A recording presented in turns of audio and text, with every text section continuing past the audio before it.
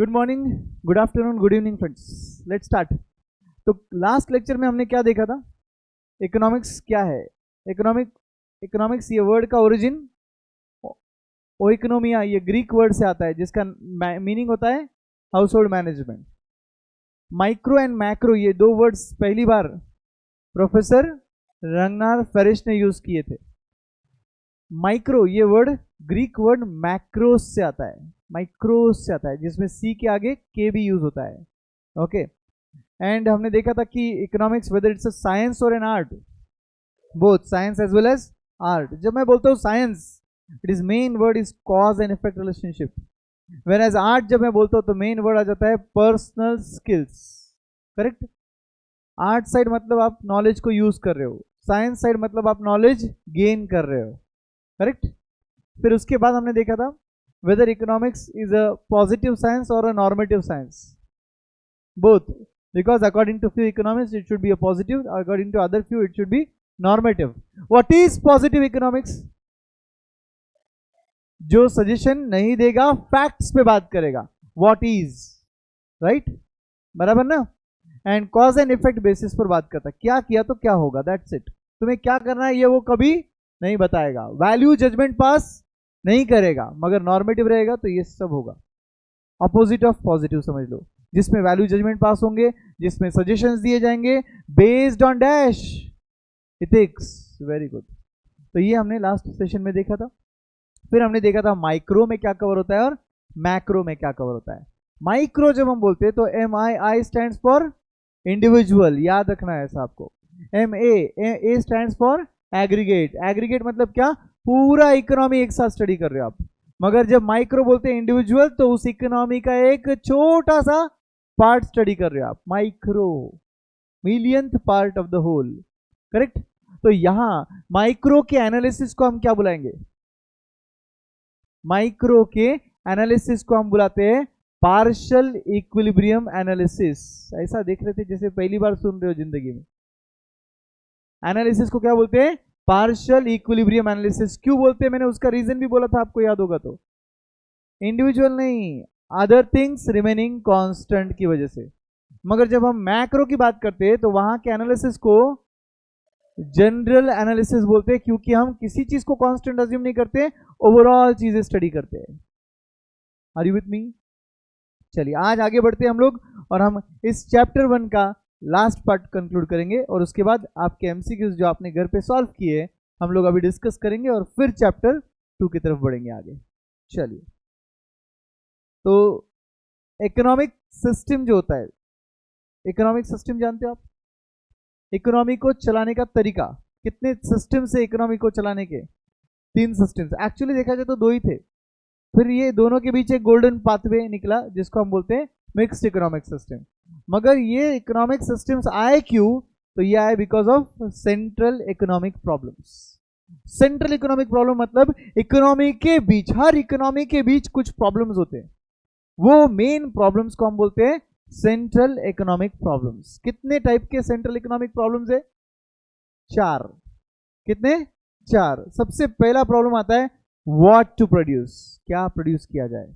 Second, how to produce, कैसे produce किया जाए।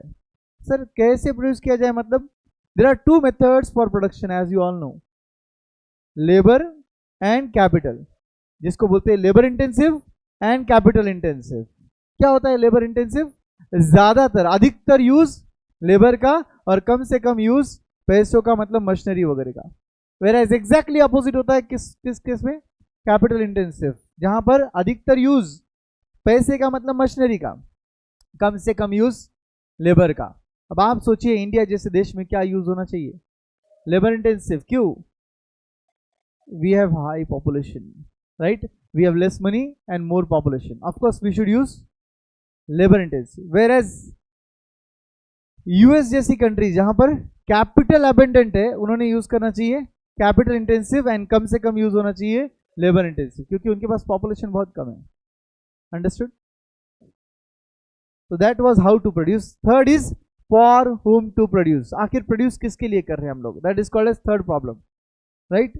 And the last problem is what provisions are to be made for economic growth, future के लिए क्या, that is called economic growth. उसके लिए क्या प्रोविजंस क्रिएट किए जाए उसको बोलते हैं what provisions are to be made for economic growth. अच्छा, by the way, do you know the difference between growth and development? Growth and development के बीच का अंतर जानते हो आप लोग? क्या होता है बोलिए? ग्रोथ क्वांटिटी वाइज होती है और डेवलपमेंट क्वालिटी वाइज होता है। अंडरस्टैंड दिस फैक्ट, ठीक है? तो जो हम बोल रहे हैं क्वांटिटी वाइज, यहां क्या लिखा है? ग्रोथ लिखा है कि डेवलपमेंट लिखा है? ग्रोथ। इसका मतलब हम किसके बारे में बात कर रहे हैं? क्वांटिटी वाइज, कि हम लोग फ्यूचर में कितना क्वांटिटी कैसे प्रोड्यूस किए करेंगे। That is called as what provisions are to be made for future growth, economic growth. Understood? Now ये चारों सेंट्रल इकोनॉमिक प्रॉब्लम्स कैसे इकोनॉमी में एड्रेस किए जाते, कैसे सॉल्व किए जाते, वो तो डिपेंड करता है कि कौन से इकोनॉमी में आप हो। क्या आप कैपिटल इंटेंसिव इकोनॉमी, क्या आप कैपिटलिस्ट इकोनॉमी में हो, या क्या आप सोशलिस्ट इकोनॉमी में हो, या आप मिक्स्ड इकोनॉमी में? उसके ऊपर डिपेंड करता है कि ये प्रॉब्लम्स को हम कैसे सॉल्व करते हैं। जैसे कि हम लोग सबसे पहले जान लेते हैं कैपिटलिस्ट इकोनॉमिक सिस्टम क्या होता है। टाइप्स ऑफ इकोनॉमिक सिस्टम, सबसे पहला capitalist economic system. What is the meaning of capitalist? में क्या एक वर्ड आ रहा है? कैपिटलिस्ट, ये वर्ड में एक वर्ड दिख रहा है क्या आपको? कैपिटल, कैपिटल वर्ड दिख रहा है ना आपको? यस। तो कैपिटलिस्ट, इसमें ये वर्ड दिख रहा है मुझे, कैपिटल। इसका मतलब क्या हुआ? मैक्सिमम चीजें पैसों पर डिपेंड करेगी, कैपिटल। और अगर इसी के कंपैरिजन में हम दूसरा इकोनॉमिक सिस्टम जाने जिसका नाम है सोशलिस्ट, तो सोशलिस्ट वर्ड में एक वर्ड दिख रहा है सोशल। सोशल मतलब क्या हुआ? पब्लिक के लिए, जनरल पब्लिक के लिए सोचना, करेक्ट? तो अब देखते हैं कैपिटलिस्ट इकोनॉमिक सिस्टम क्या बोलता है। सबसे पहले private ownership of factors of production. Factors of production, land, labour, capital, entrepreneur. Confidence वाला क्वेश्चन आपका। तो ये जो चार फैक्टर्स ऑफ प्रोडक्शन है, इसका ओनरशिप यहां पर प्राइवेट होता है, मतलब गवर्नमेंट के हाथ में इनका ओनरशिप नहीं है। अगर दोस्तों गवर्नमेंट के हाथ में इसका ओनरशिप नहीं है, इसका मतलब व्हाट टू प्रोड्यूस आपके हाथ में है, कोई रोकने वाला नहीं रहेगा, जो तेरी मर्जी है वो प्रोड्यूस करो। तो सर गवर्नमेंट नहीं है क्या इस इकोनॉमी में? लगभग नहीं है तो सिर्फ लॉ एंड ऑर्डर मेंटेन करने के लिए। क्या करने के लिए? लॉ एंड ऑर्डर मेंटेन करने के लिए। बिजनेस में इंटरप्ट नहीं करेगा गवर्नमेंट। Are you understanding? जेपिंग क्या सबको समझ रहा है क्या? Good. So private ownership of factors of production है, इसका मतलब आपकी जो मर्जी है वो आप प्रोड्यूस कर सकते हो, गवर्नमेंट आपको नहीं बताएगा व्हाट टू प्रोड्यूस। और यहां पर गवर्नमेंट वर्ड यूज नहीं होता, यहां पे सीपीए वर्ड यूज होता है। What is CPA? Central planning authority, उसको बोलते हैं CPA. Now second is solution to central economic problem by, क्या लिखा है? Price mechanism. You know the meaning of the word price mechanism? Demand and supply का जो इंटरसेक्शन वाला diagram होता है ना, इकोनॉमिक्स का मेन डायग्राम होता है ना, उसे बोलते हैं प्राइस इक्विलिब्रियम। जैसे कि डिमांड का left to right downward sloping होता है, सबको पता है ना, एंड सप्लाई का right, left to right upward rising होता है। हर चीज लेफ्ट से राइट ही जाएगी, याद रखो, क्योंकि यहां पर ओरिजिन है। हर चीज लेफ्ट से राइट ही जाएगी क्योंकि वो ओरिजिन वहां पर है। तो लेफ्ट टू राइट एक डाउनवर्ड स्लोपिंग है और लेफ्ट टू राइट एक अपवर्ड राइजिंग है। इन दोनों का इंटरसेक्शन जहां होता है उसे बोलते हैं इक्विलिब्रियम पॉइंट, और वहां डिसाइड होता है equilibrium price and equilibrium quantity, और इस डायग्राम को बोलते हैं प्राइस मैकेनिज्म वाला diagram.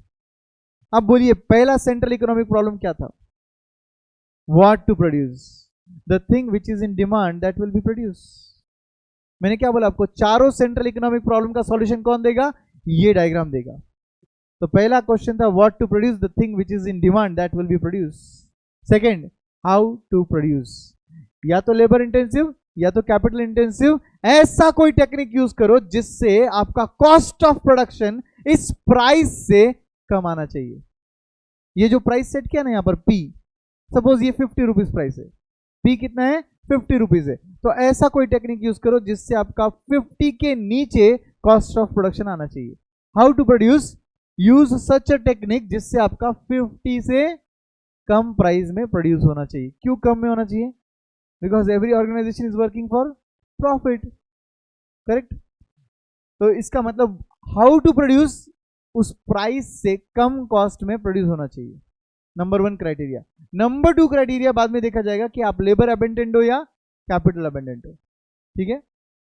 Generally common sense use करो, जिस देश के पास कैपिटल ज्यादा है वहां का कैपिटल सस्ता रहेगा, जिस देश के पास लेबर ज्यादा है वहां का लेबर सस्ता रहेगा। अब आपको समझ रहा है इसका मतलब क्या हुआ कि हाउ टू प्रोड्यूस में वही आंसर आएगा जो आपके पास अबेंडेंट है। फिर से रिपीट करो, ध्यान दीजिए मेरे आंसर पर। अगर सपोज अमेरिका की बात करें तो वहां का रेट ऑफ इंटरेस्ट इंडिया से बहुत कम होता है। कभी आपने देखा है इंटरनेशनल रेट ऑफ इंटरेस्ट क्या होते हैं? इंडिया में आप लोन लेने जाओगे आपको 10-12% से लोन मिलता है, वहां पर लोन लेने जाओगे आपको 1 या 2% पे लोन मिलता है। इतना ज्यादा कैपिटल है उनके पास। Are you understanding? तो क्यों? क्योंकि obviously they are capital abundant people ना, तो उनके पास कैपिटल ज्यादा है। जो चीज हमारे पास बहुत ज्यादा है उसकी वैल्यू कम हो जाती है। अब इंडिया में लेबर बहुत ज्यादा है तो इंडिया में पर आवर जो वेज रेट है वो ऑब्वियसली बहुत कम है। हमारे सबके पास घर में मेड वगैरह होती है, मेड सर्विसेज इंडिया में कॉमन है कि नहीं है? यूएस में कभी सुना है क्या? क्यों नहीं सुना है? क्योंकि बहुत ज्यादा महंगा होता है वहां पे labour, per our wage rate वहां पर बहुत ज्यादा है। Are you understanding? तो ऑब्वियसली जिस देश के पास जो अबेंडेंट रहेगा वही सिलेक्शन होगा। हमारे इंडिया में लेबर अबेंडेंट है तो हम लेबर सरप्लस, हम लेबर ओरिएंटेड प्रोडक्शन ही करेंगे जिसको हम लेबर इंटेंसिव बोलते हैं। और अगर यूएस के पास कैपिटल ज्यादा है तो वो कौन सा सिलेक्ट करेंगे? कैपिटल इंटेंसिव ही सिलेक्ट करेंगे। थर्ड आपका प्रॉब्लम क्या है? For whom to produce. ये देखिए ना, ये 0 से लेकर ये जो Q तक क्वांटिटी है इन लोगों के लिए प्रोड्यूस करना है हमको। फॉर हुम टू प्रोड्यूस, इन लोगों के लिए प्रोडक्शन करना है। कितना प्रोडक्शन करना है वो भी दिख रहा है, for whom to produce. And last क्या था? What provisions for future economic growth. तो फ्यूचर इकोनॉमिक ग्रोथ के लिए क्या प्रोविजन है? तो जो रिसोर्सेस मुझे ये प्रोडक्शन करने में लग जाएंगे, बचे हुए रिसोर्स में क्या करूंगा? फ्यूचर के लिए रखूंगा। Are you understanding? तो चौथा इकोनॉमिक प्रॉब्लम क्या था कि फ्यूचर के लिए क्या इकोनॉमिक ग्रोथ कैसे होगा फ्यूचर में? तो ऑब्वियसली 0 से Q तक क्वांटिटी प्रोड्यूस करने में आज के मेरे पूरे रिसोर्स यूज नहीं होंगे, जो भी रिसोर्सेस बचेंगे वो फ्यूचर ग्रोथ के लिए रहेंगे। तो चारों सेंट्रल इकोनॉमिक प्रॉब्लम का सॉल्यूशन किसने दिया? प्राइस मैकेनिज्म के इस डायग्राम ने दिया। इसलिए वहां पर लिखा है solution to central economic problem by price mechanism. Next, role of money and market. Is it important? Do you think role of money and market important है क्या? यस और नो? Yes, because everything will be decided by people who are having money and market will decide everything. ये देखिए ना, demand supply मतलब कौन? Buyers and sellers. मतलब कौन? मार्केट। बायर सेलर कहां मिलते हैं? मार्केट में ही तो मिलते हैं। तो यहां पर इस इकोनॉमी में ज्यादा इंपॉर्टेंस किसको दिया जाएगा? मनी एंड मार्केट को। देन फ्रीडम ऑफ कंजम्पशन रहेगा यहां पर। फ्रीडम ऑफ कंजम्पशन किसके लिए, किसके एंगल से बात कर रहे हैं? बायर्स या sellers?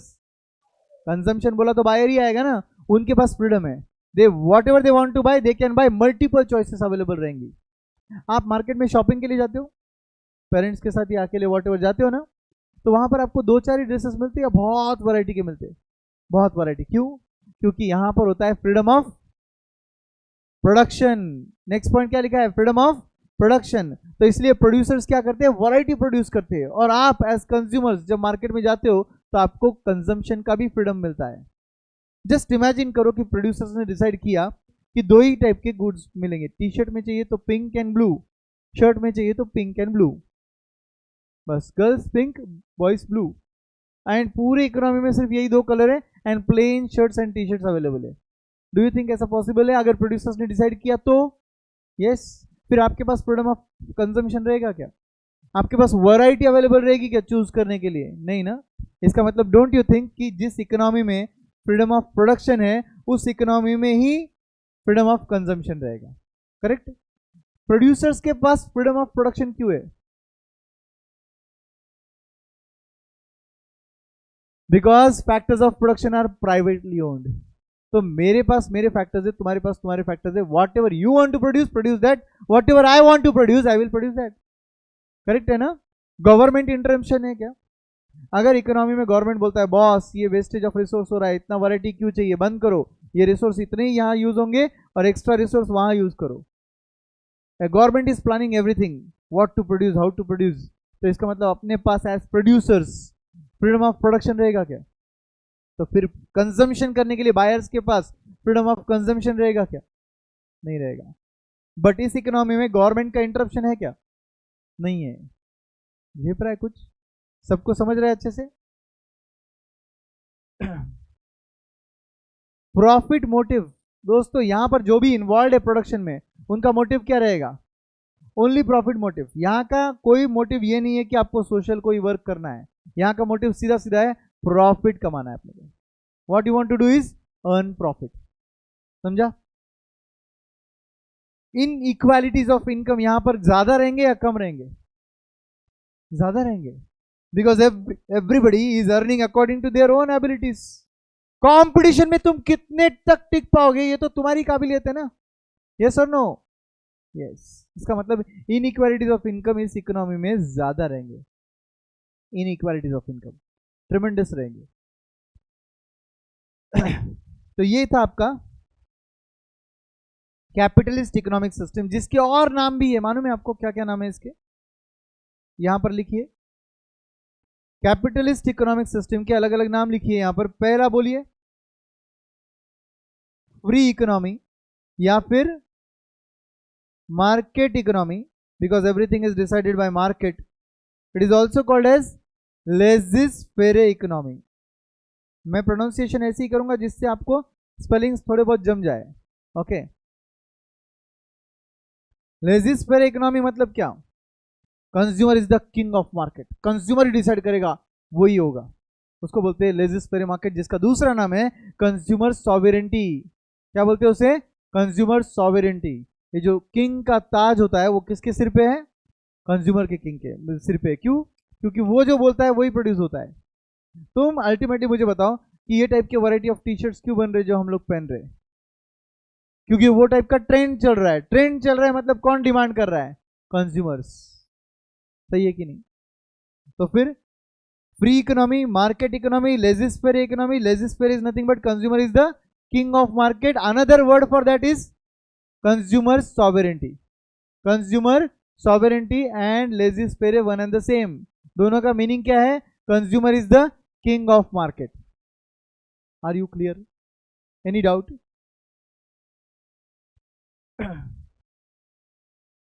Second type of economic system कौन सा है? Socialist economic system.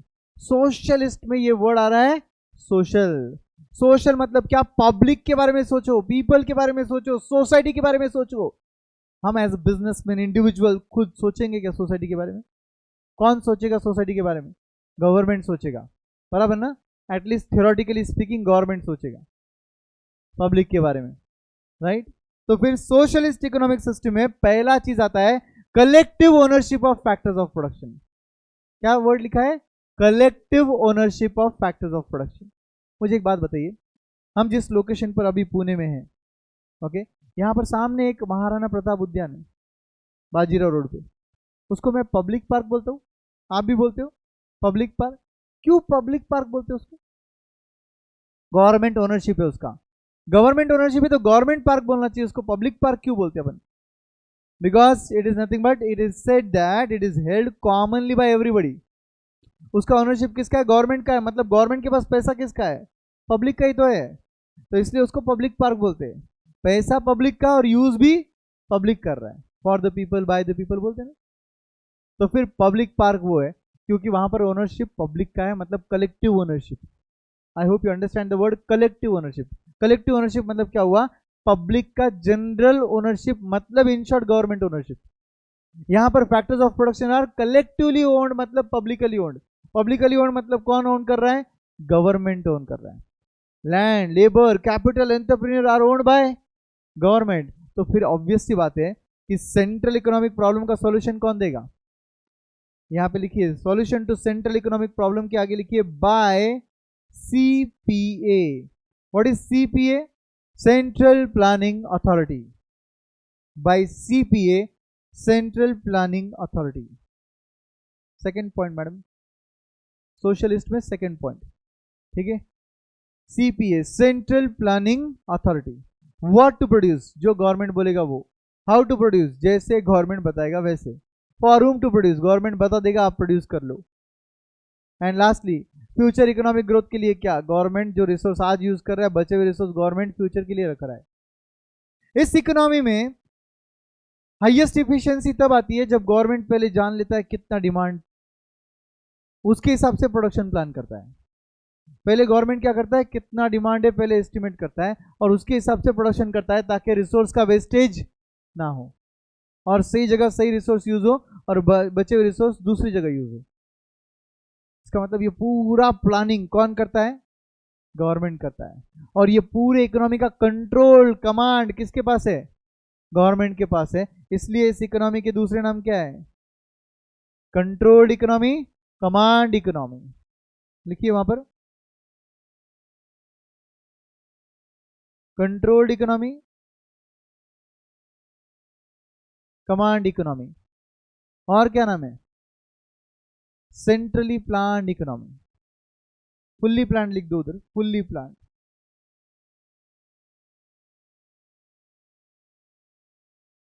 Fully planned economy, तो यहां की इकोनॉमी फुल्ली प्लान्ड इकोनॉमी मानी जाती है।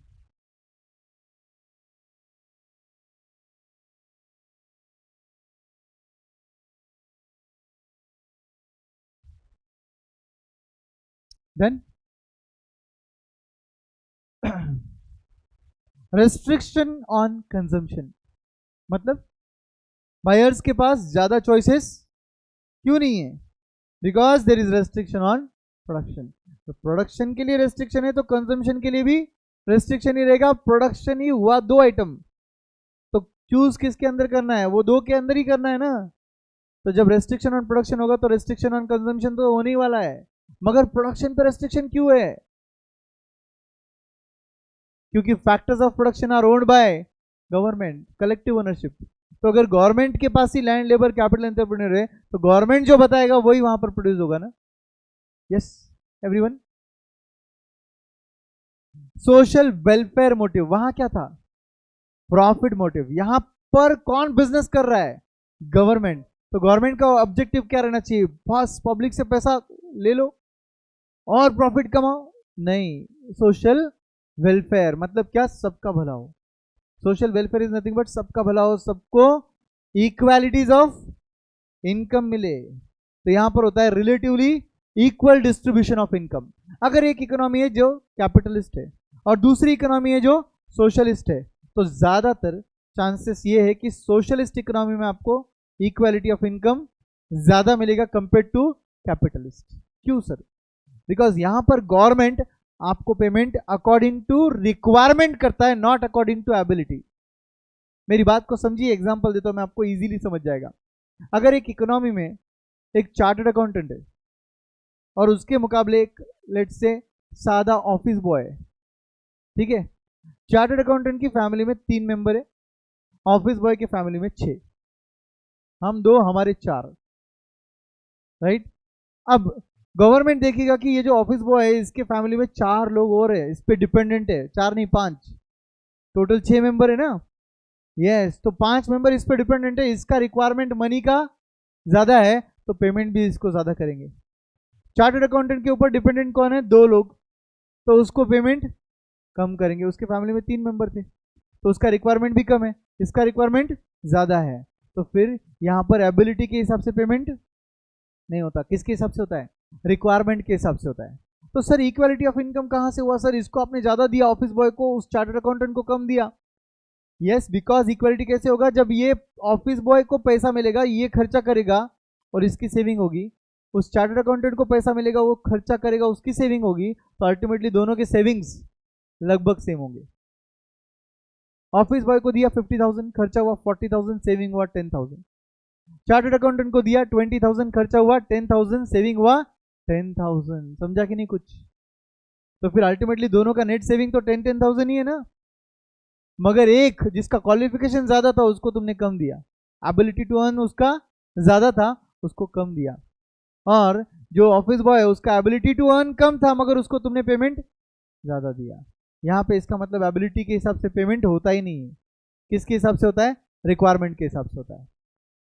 ये तो एक्चुअली गलत है। फिर इस इकोनॉमी में मोटिव टू वर्क रहेगा ही नहीं।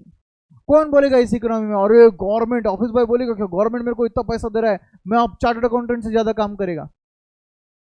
पहली बात तो वो चाहते हुए नहीं करेगा, चाहते हुए भी नहीं कर पाएगा।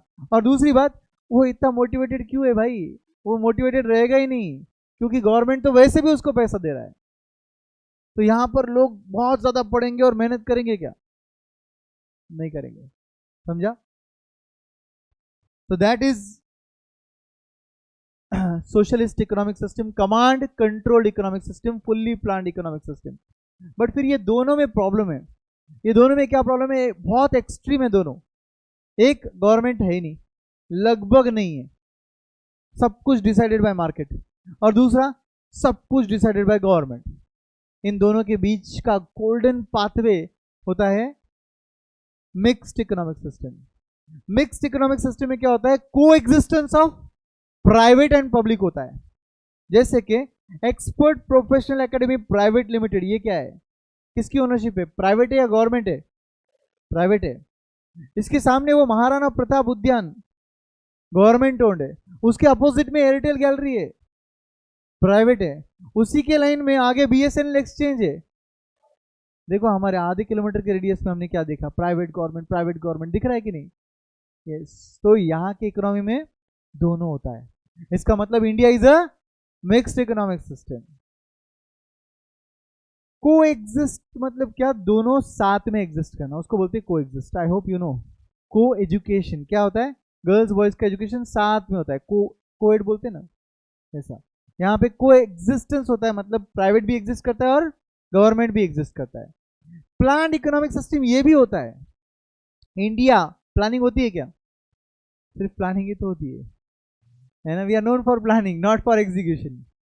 प्लान इकोनॉमिक सिस्टम क्यों बोलते हैं मालूम है आपको? क्योंकि जब 1 फरवरी को बजट आता है, वो 1 फरवरी का बजट और कुछ नहीं होता है, कमिंग फाइनेंशियल ईयर का प्लानिंग होता है। मालूम है आपको ये बात? मिनिस्ट्री ऑफ फाइनेंस जब बजट पढ़ते हैं तो ऐसा नहीं है कि जो हो चुका है वो पढ़ रहे हैं, जो 1 अप्रैल से होगा उसकी प्लानिंग वो पढ़ रहे हैं आपके सामने। गवर्नमेंट एक्सपेक्ट कर रहा है टैक्सेस से इतना पैसा आएगा, इनडायरेक्ट टैक्स से इतना आएगा, डायरेक्ट टैक्स से इतना आएगा, फिर ये पैसा यहाँ इतना खर्च करेंगे, वहां उतना खर्च करेंगे। ये जब बोल रहे खर्च करेंगे आएगा, तो ये सब क्या चल रहा है? प्लानिंग चल रहा है। करेक्ट? नीति आयोग मालूम है आपको? पहले था planning commission, replaced by NITI Aayog. NITI Aayog क्या करते हैं? अगले 5 साल के प्लान क्रिएट करते हैं, जिसको 5 ईयर प्लान बोलते हैं आप लोग। करेक्ट? तो ये और कुछ नहीं, प्लान्ड इकोनॉमिक सिस्टम है। इंडिया में भी प्लानिंग होती है, मैं ये आपको बता रहा हूं। देन इसलिए इसका नाम एक्चुअली प्लान्ड इकोनॉमिक सिस्टम भी है। तो प्लान्ड इकोनॉमिक सिस्टम तो हमने सोशलिस्ट को भी बोला था, वो फुल्ली प्लान था, बिकॉज वहां पर हर एलिमेंट गवर्नमेंट ही प्लान करता है। यहां पे हर एलिमेंट गवर्नमेंट प्लान नहीं कर सकता है ना, क्योंकि प्राइवेट वाले लोग भी है। देन ड्यूअल प्राइसिंग सिस्टम चलता है। What is the meaning of the word dual? जब से ड्यूअल सिम आ गया, आपको ड्यूअल समझाने की जरूरत ही नहीं है। ड्यूअल इज दो। तो यहां पर भी प्राइसिंग जो सिस्टम होगा वो 2 होंगे। अगर आप प्राइवेट हो तो आपका प्राइसिंग कौन डिसाइड करेगा? आप खुद, मतलब किसकी तरफ देखकर? डिमांड एंड सप्लाई की तरफ देखकर। मतलब किसको देख रहे हो आप? बोलो। प्राइस मैकेनिज्म को देख रहे हो आप। तो ड्यूअल प्राइसिंग सिस्टम में 2 तरीके के प्राइसिंग सिस्टम चल सकते हैं। पहला चल सकता है प्राइस मैकेनिज्म, मगर प्राइस मैकेनिज्म किसके लिए चलेगा? प्राइवेट वाले लोगों के लिए चलेगा। करेक्ट? तो प्राइवेट वाले लोगों के लिए प्राइस मैकेनिज्म वर्क करेगा। वेर एज अगर सपोज गवर्नमेंट ओन्ड है, तो फिर कौन डिसाइड करेगा प्राइस? गवर्नमेंट खुद। गवर्नमेंट के डिसाइडेड प्राइसेस को क्या बोलते हैं मालूम है आपको? Administered prices. क्या बोलते हैं बोलो? Administered prices. मतलब जो प्राइस गवर्नमेंट एडमिनिस्टर कर रहा है, फिक्स कर रहा है। लिखिए वहां पर 2 तरीके के प्राइस मैकेनिज्म लिखिए, 2 तरीके के प्राइस सिस्टम लिखिए। पहला प्राइस सिस्टम रहेगा प्राइस मैकेनिज्म वाला। कौन से सेक्टर में रहेगा ये? प्राइवेट सेक्टर में प्राइस मैकेनिज्म। प्राइवेट सेक्टर में प्राइस मैकेनिज्म। एंड गवर्नमेंट के लिए, मतलब सीपीए ओन्ड जो बिजनेसेस होते हैं उनके लिए एडमिनिस्टर्ड प्राइस। एडमिनिस्टर्ड प्राइस मतलब the prices which are fixed by government.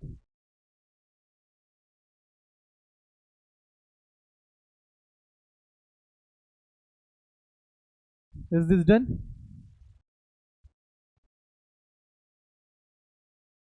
तो ड्यूअल प्राइसिंग सिस्टम सबको क्लियर है? Lastly, both the economies good feature are in this economy. Ultimately जब मैं बोलता हूँ गोल्डन पाथवे, आया ही क्यों? क्योंकि उस इकोनॉमी में कुछ प्रॉब्लम थे, इस इकोनॉमी में कुछ प्रॉब्लम थे, दोनों के बीच का रास्ता, तो ऑब्वियसली ये दोनों इकोनॉमी के बेस्ट फीचर्स को बनाकर मिला रहेगा ना। तो दोनों इकोनॉमी के गुड फीचर्स का कॉम्बिनेशन है मिक्स्ड इकोनॉमी। इसलिए आज वर्ल्ड के मैक्सिमम इकोनॉमीज किस पर शिफ्ट हो रहे हैं? मिक्स्ड इकोनॉमी पे।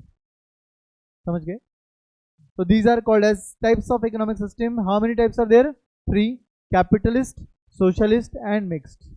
ये वर्ड को याद रखने का, कैपिटल मतलब पैसा मतलब मार्केट, सोशलिस्ट सोशल मतलब government, as simple as this.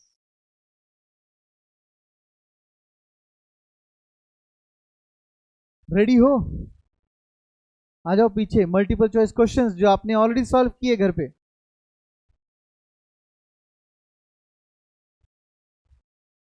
I hope बोलने के लिए नहीं मगर एक्चुअली सॉल्व किया रहेगा।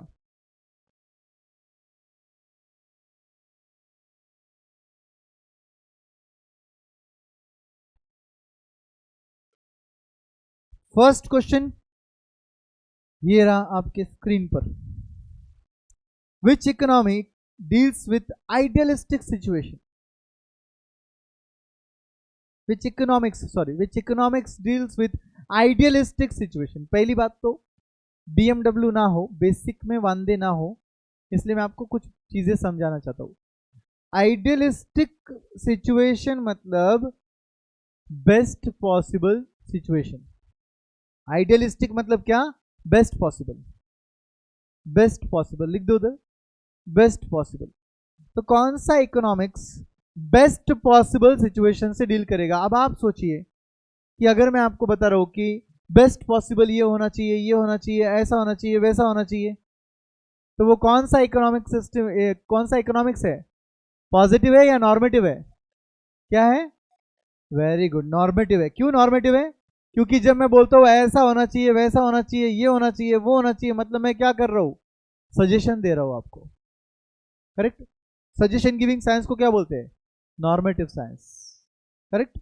सबको लिंक समझा क्या? आइडियलिस्ट मतलब बेस्ट, आइडियलिस्टिक मतलब बेस्ट। बेस्ट मैं आपको बोलता हूँ, चलो suppose for example the best student award goes to suppose Divya. Suppose मैं एग्जांपल दे रहा हूँ, best student award goes to Divya, ऐसा अगर अपन ने बोला, इसका मतलब क्या हुआ? अटेंडेंस में रेगुलर थी, पढ़ाई में थी, होमवर्क किए, इधर उधर ध्यान नहीं दिया, राइट? सिर्फ पढ़ाई पे ध्यान दिया। एग्जाम्पल समझा? तो ये सब करना चाहिए था और किया। आर यू जेपिंग? तो क्या हो गया? सजेशंस दिए गए ना।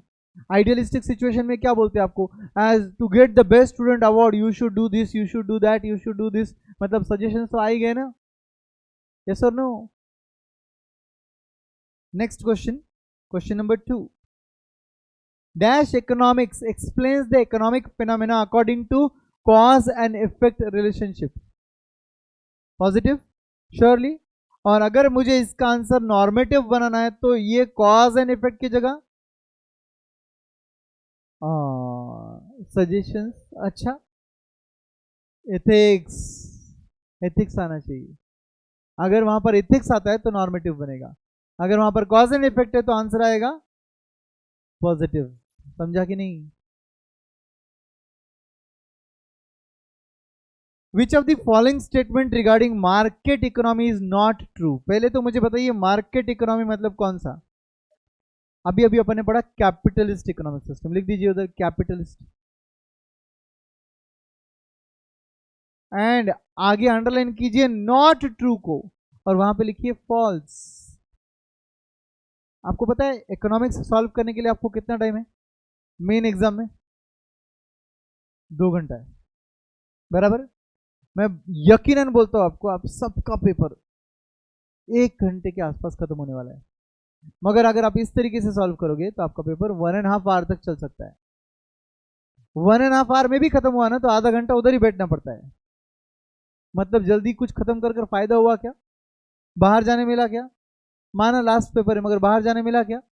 फिर क्या फायदा जल्दी कंप्लीट कर, उससे अच्छा जब तुम इस तरीके से सॉल्व करोगे तो चांसेस ऑफ एरर कम हो जाएंगे। तो जब लिखा है नॉट ट्रू तो वहां पे लिखो फॉल्स। फिर जहां लिखा है मार्केट इकोनॉमी, कंफ्यूजन ना होता है इसलिए वहां पे पहले समझ लो मार्केट इकोनॉमी मतलब कौन सा होता है, कैपिटलिस्ट इकोनॉमी। लिख देने का कैपिटलिस्ट इकोनॉमी। सर पेपर पे लिख सकते हैं क्या? यस, पेपर बाहर लेके आना अलाउड नहीं है, पेपर पर लिख सकते हो, कोई प्रॉब्लम नहीं है, समझे। अब यहां पर मैं सेंटेंस को अब ऐसा पढ़ूंगा, which of the following statements regarding capitalist economy is false. बताइए। Option B, government controls production and distribution of goods. No no no, कौन कंट्रोल करेगा? प्राइस मैकेनिज्म, प्राइवेट वाले लोग। Everything will be decided by money and market. बाकी एक question के साथ आप और 2-3 क्वेश्चन भी कवर कर सकते हो। कैसे? इसी में ऑप्शंस जो करेक्ट है वो भी एक बार अच्छे से पढ़ लेने का।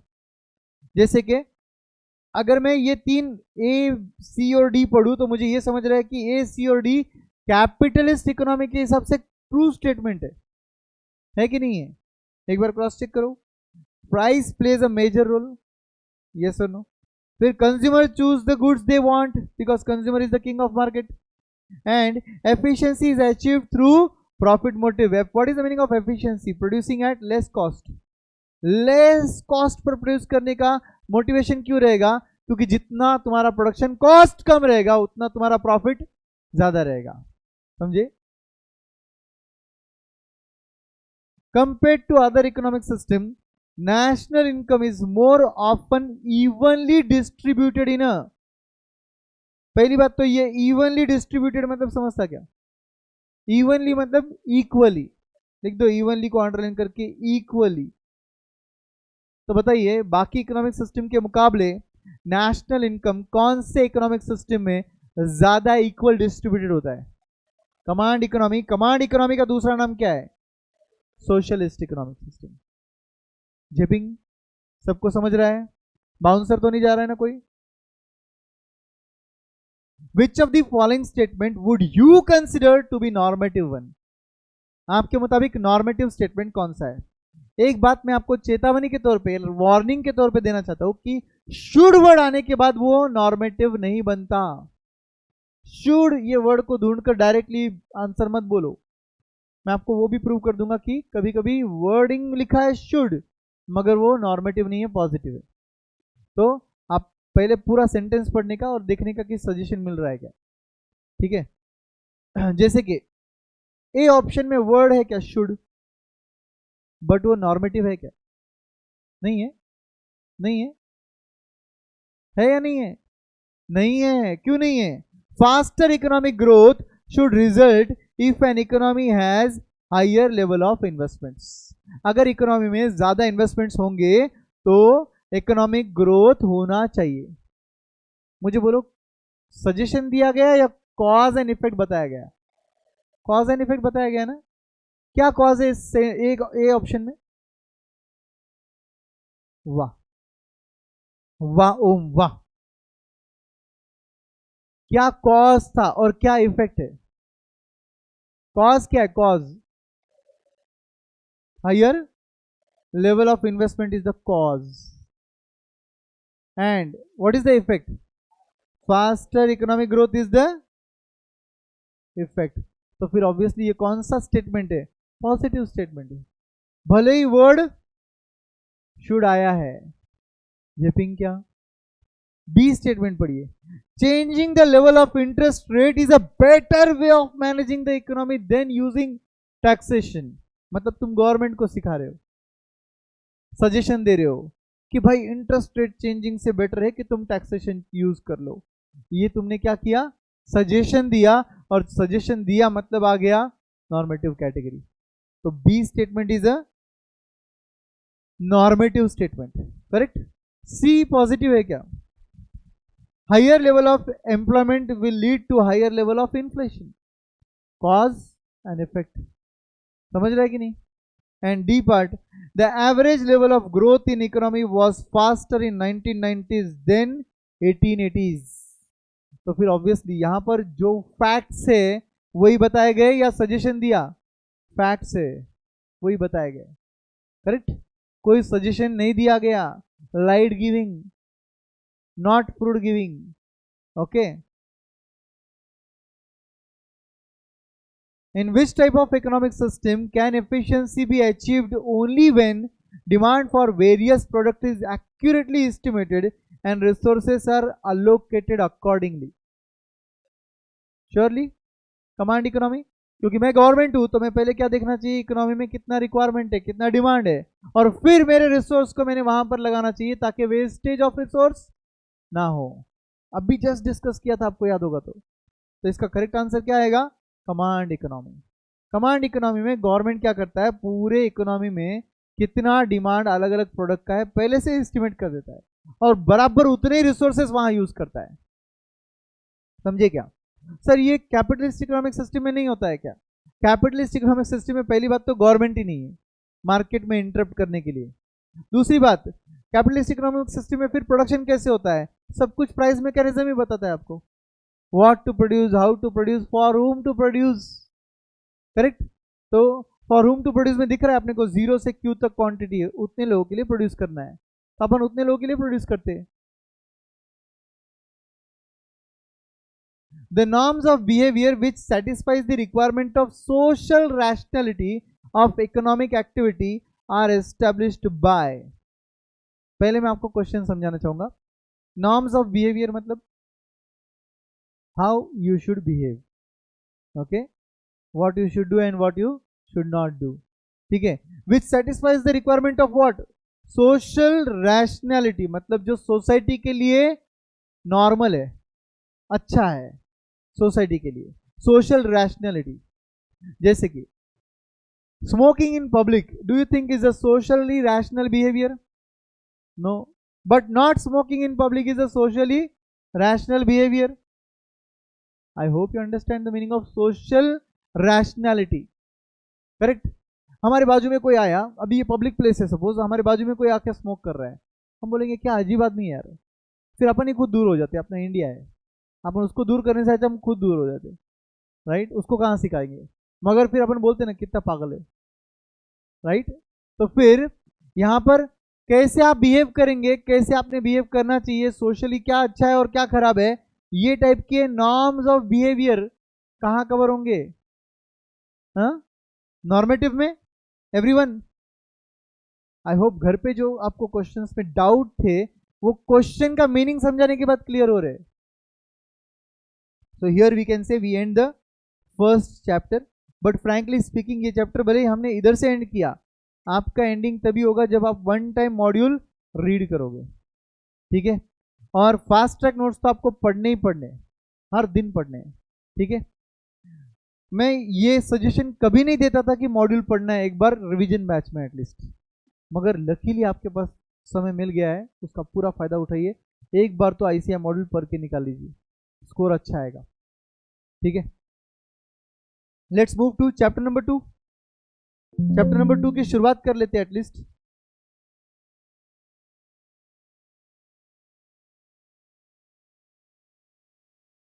वैसे भी चैप्टर 2 तो आपका बहुत ही फेवरेट टॉपिक है,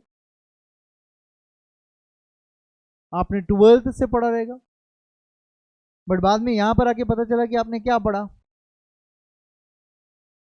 आज भी आपको समझ जाएगा कि आपने अब तक क्या पढ़ा, आज नहीं कल, जब हम इलास्टिसिटी ऑफ डिमांड पे जाएंगे तब। चलिए, डिमांड जब हम बोलते हैं तो डिमांड में 5 इंपॉर्टेंट एलिमेंट्स आते हैं, मालूम है आपको? 5 important elements, components of demand कौन से? डिजायर मतलब क्या? Want, correct. वांट को बोलते हैं डिजायर, लिख दीजिए उधर, पता नहीं होगा तो आपको, पता होगा तो भी लिखिए, डिजायर के आगे लिखिए वांट।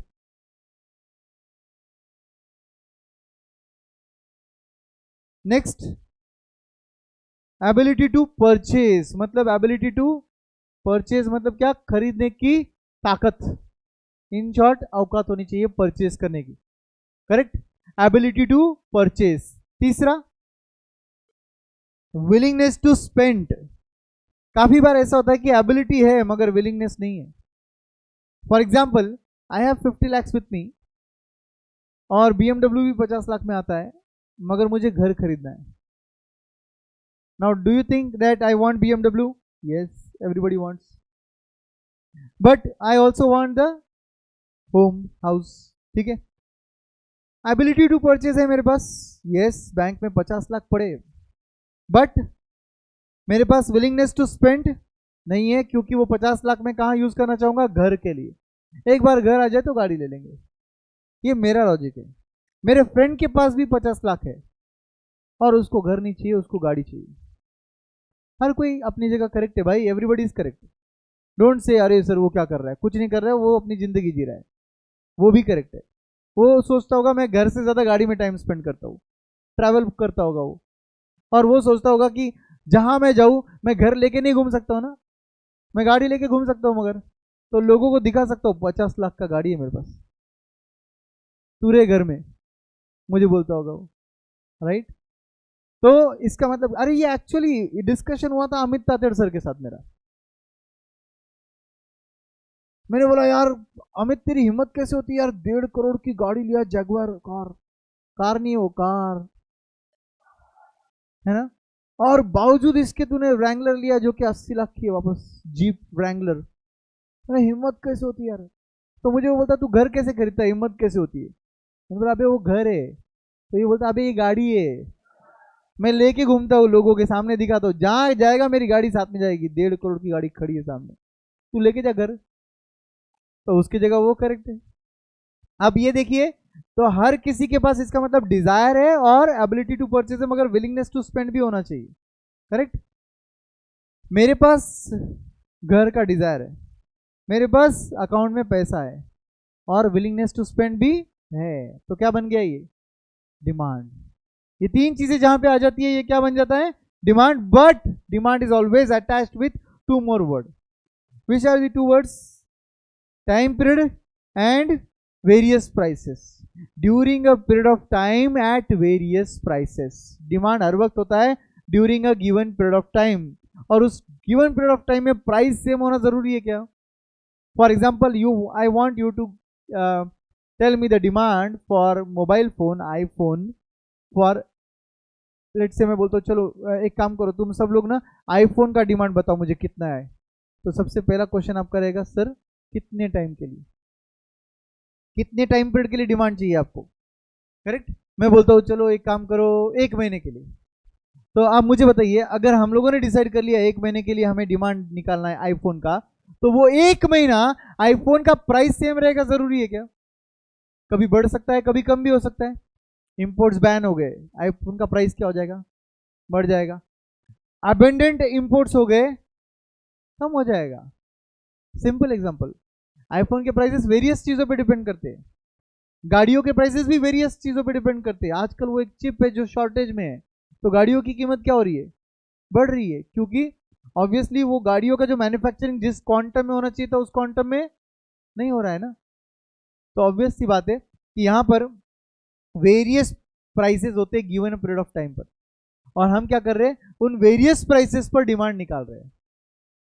तो डिमांड के साथ 5 चीजें बोलो कौन सी है विदाउट देखे, Dzire, backed by ability to purchase and willingness to spend during a given period of time at various prices. Very good. Then only you call it as demand. एक road side बेगर है, उसको भी Mercedes चाहिए, demand नहीं है, क्या है, only desire है, ओनली डिजायर। एक बहुत ही कंजूस इंसान है, उसको चाहिए मर्सिडीज, उसके अकाउंट में 2 करोड़ रुपए है, मर्सिडीज हार्डली 70 लाख की है, फिर भी विलिंगनेस टू स्पेंड नहीं है, तो वो डिमांड नहीं है। समझ गए, विलिंगनेस टू स्पेंड क्यों आया, एबिलिटी टू परचेस क्यों आया, मैंने दोनों समझाया आपको अलग अलग एग्जांपल में। बेगर के केस में क्या मिसिंग था, एबिलिटी टू परचेस। माइजर वो जो कंजूस इंसान था उसके केस में क्या मिसिंग था, willingness to spend. Determinants of demand मतलब क्या, ऐसे फैक्टर्स जिन पे डिमांड डिपेंड करता है, मतलब वो फैक्टर्स आपके डिमांड को अफेक्ट करते हैं। जैसे कि स्क्रीन पर आपको गुलाब जामुन दिख रहे हैं, ठीक है, तो ये गुलाब जामुन का डिमांड किन चीजों पर डिपेंड करेगा, बोलिए, ये गुलाब जामुन का डिमांड किन चीजों पर डिपेंड करेगा? प्राइस ऑफ गुलाब जामुन, सबसे पहले आएगा price, price of the commodity. चलिए अभी सपोज फॉर एग्जांपल एक गुलाब जामुन 50 रुपए का है। हाँ, कभी हमने सोचा था डीजल 100 रुपए का है, हुआ ना? तो एक गुलाब जामुन कितने का है? 50 का है। Believe me, I am not joking. कल मैं सब्जी लाने गया था और एक नींबू 12 रुपए का था। I am not joking. मैं हैरान हो गया, मैंने बोला अबे नींबू मांग रहे हो, एक नींबू? बोले सर 12 रुपए का है, वो भी आप रेगुलरली आते हो इसलिए आपको 12 बोला, बाकी को 15 बेचता हूँ। मैंने बोला एक नींबू, वो भी इतना सा दिख रहा है, वो भी ग्रीन। मैंने बोला रख तेरे पास, 12 रुपए। एनीवेज अच्छे दिन। हाँ, तो price of commodity is the first factor. अच्छा मैंने क्या किया, ये 12 रुपए देके मैंने बोला अच्छा 100 नींबू दे दे, बोला गया। मुझे लेने थे एक्चुअली 3 4 5, मैंने कितना लिया? एक भी नहीं। इसका मतलब क्या हुआ? जब जब प्राइस ऑफ कमोडिटी ऊपर जाएगा, मेरा डिमांड, मेरा क्वांटिटी डिमांडेड क्या हो जाएगा? कम हो जाएगा। Correct? Price and quantity demanded has inverse relationship. Opposite direction में जा रहे हैं, इसलिए अपोजिट डायरेक्शन में जो जाते हैं उससे बोलते हैं इनवर्स रिलेशनशिप। तो आगे लिखेंगे IR. IR is inverse relationship. Price बढ़ा, क्वांटिटी डिमांडेड कम हो गया, इनवर्स रिलेशनशिप आ गया। इसी को बोलते हैं नेगेटिव रिलेशनशिप। इसी को बोलते हैं नेगेटिव रिलेशनशिप। सब चीजें लिखते जाओ, दो फायदे इसके, लिखोगे आगे भी याद रहेगा और अभी नींद नहीं आएगी। राइट? लिखते जाओगे तो ये सब फायदे होते हैं। ठीक है, तो ये था आपका price of commodity. Now coming to price of related goods, last point for today, everyone focus. Related goods में कितने गुड्स आते हैं? दो आते हैं। पहला सब्सटीट्यूट गुड्स, दूसरा complementary goods. Let's talk only about substitute goods. Substitute क्या होता है? गुलाब जामुन का सब्सटीट्यूट है रसगुल्ला। करेक्ट? तो सब्सटीट्यूट गुड्स है। आप लेने गए थे गुलाब जामुन, गुलाब जामुन के लिए उसने बोला भैया आपने पूछा कितने में दिया, उसने बोला 50 रुपए में। तो आप बोले क्या किलो? क्या बोले? एक। हाँ, तो फिर वो बोलते, आप बोलोगे ठीक है रसगुल्ला कितने में? बोले वो 75 रुपीज kg। आपने बोला रसगुल्ला दो। होता है कि नहीं? आप क्या खरीदोगे? रसगुल्ला खरीदोगे ना। तो प्राइस ऑफ सब्सटीट्यूट गुड्स अगर कम है, रसगुल्ला क्या था? सब्सटीट्यूट था। सब्सटीट्यूट का प्राइस क्या था? कम था। तो ऑब्वियसली डिमांड फॉर, ये क्यू लिखने से अपन डी लिखेंगे, ठीक है? तो डिमांड फॉर, ये क्यू को हटा देता हूं, मैं डी लिख देता हूं। Demand for main goods, MG मतलब मेन गुड्स, क्या होगा? कम हो जाएगा। बढ़ेगा या कम होगा? पहले मेरे सेंटेंस को पढ़िए, वहां पर प्राइस ऑफ सब्सटीट्यूट कम है तो demand for main goods, very good, कम हो जाएगा। मेरे एग्जांपल में प्राइस ऑफ सब्सटीट्यूट था रसगुल्ला और डिमांड फॉर मेन गुड्स था, जिसका यहां पर पिक्चर है, गुलाब जामुन। तो ऑब्वियसली अगर 75 में रसगुल्ला मिले तो 50 में कोई गुलाब जामुन क्यों ले? 50 में एक मिल रहा है ना, 50 में एक मिल रहा है। सपोज इसका मतलब क्या हुआ? 500 रुपए kg, एग्जाम्पल 500 रुपए kg। तो फिर 75 kg में अगर मुझे रसगुल्ला मिलेगा तो मैं 500 रुपए kg का गुलाब जामुन क्यों लूंगा भाई? मैं तो रसगुल्ला लूंगा ना। तो इसका मतलब डिमांड फॉर गुलाब जामुन क्या हो गया? कम हो गया।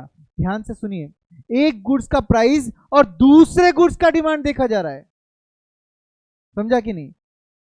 चलो दूसरी तरीके से मैं बोलता हूं, सब्सटीट्यूट गुड्स का प्राइस और डिमांड फॉर मेन गुड्स देखा जा रहा है। एक्स एंड वाई है यहां पर। प्राइस, ये ऊपर क्या लिखा था? Price of x, demand of x. मगर नीचे क्या है? प्राइस ऑफ एक्स है तो डिमांड फॉर वाई है, या प्राइस ऑफ वाई है तो डिमांड ऑफ एक्स है। समझ गए क्या? तो this is which relationship? Same direction, opposite direction? Same direction. क्या होगा? Direct relationship, it's not debit, direct relationship. ठीक है, which is also called as positive relationship. Clear? Lastly coming to complementary goods. Complementary goods कौन से होते हैं? हम साथ साथ है, बराबर ना। मेन गुड्स के साथ जो गुड्स यूज होते हैं उससे बोलते हैं complementary goods. Best example is car and petrol. अब तो रियल लाइफ में आप सब लोग सफरर्स है, हम सब लोग, तो car and petrol will be the best example, correct. Realistic सोचेंगे ना हम क्या हो रहा है।